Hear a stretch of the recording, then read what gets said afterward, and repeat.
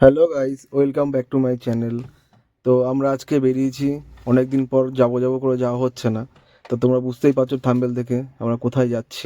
আজ আমি, আমার ভাই, এরা সবাই মিলে গেছিলাম অশোকনগরের বিখ্যাত বিরিয়ানি, আমেরিকান দাদার বিরিয়ানি। তো সবাই খুব এক্সাইটেড ছিলাম আমরা। তো আস্তে আস্তে এগোতে থাকলাম। তো মোটামুটি রাস্তাটা অনেকটা বারাসাত থেকে, অনেকটা নাকি ভাই? একদম। তো দেখো অশোকনগরের রাস্তাগুলো কেমন, খুব সুন্দর গ্রাম্য পরিবেশ, খুব ভালো লাগে এদিকে গেলে। তো আমরা পৌঁছে গেছি আমেরিকান দাদা বিরিয়ানির সেন্টারে। তো প্রচণ্ড পরিমাণে লাইন, মানে আমরা যখন গেছিলাম সেই টাইমে তখন কটা বাজে, ওই দুপুর 2টো বাজে। প্রচুর প্রচুর পরিমাণে লোক ছিল। তার মধ্যে কয়েক হাঁড়ি শেষ, আমরা যাওয়ার সঙ্গে সঙ্গে দেখলাম একটা নতুন হাঁড়ি নিয়ে চলে আসলো। তো আমরা লাইনে মোটামুটি ছিলাম প্রায় 30 জনের পরে। তো তারপর আস্তে আস্তে সবাইকে সার্ভ করলো।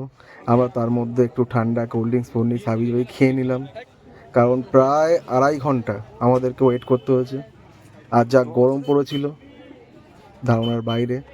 তো সেই গরমেও খেতে তো হবে বিরিয়ানি, বাঙালির পছন্দের বিরিয়ানি। তো ফার্স্ট টাইম দাদার বিরিয়ানিটা খাচ্ছি, কেমন হয় সেটা টেস্ট করবো, তাই খুব এক্সাইটেড ছিলাম। তো তো প্রায় 2.5 ঘন্টা পর আমরা খেতে বসেছিলাম। সত্যি খাবারটা খুবই ভালো। বিরিয়ানিটা একদমই লাইট ছিল। আর সত্যি বলতে 80 টাকায় দাদা যে বিরিয়ানিটা দিচ্ছে আনলিমিটেড, এটা সত্যিই মানে ভাবার বিষয় এই এই মানে বর্তমানে।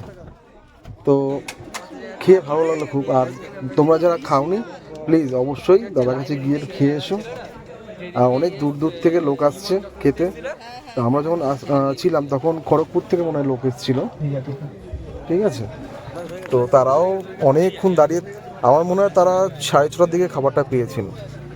তো এবার আমাদের খাবার পালা, অনেকক্ষণ ওয়েট করলাম। তো খেতে বসলাম, চিকেন বিরিয়ানি, চিকেন চাপ শুরু হয়ে গেল আমাদের। ভাই খাচ্ছে খুব মন দিয়ে।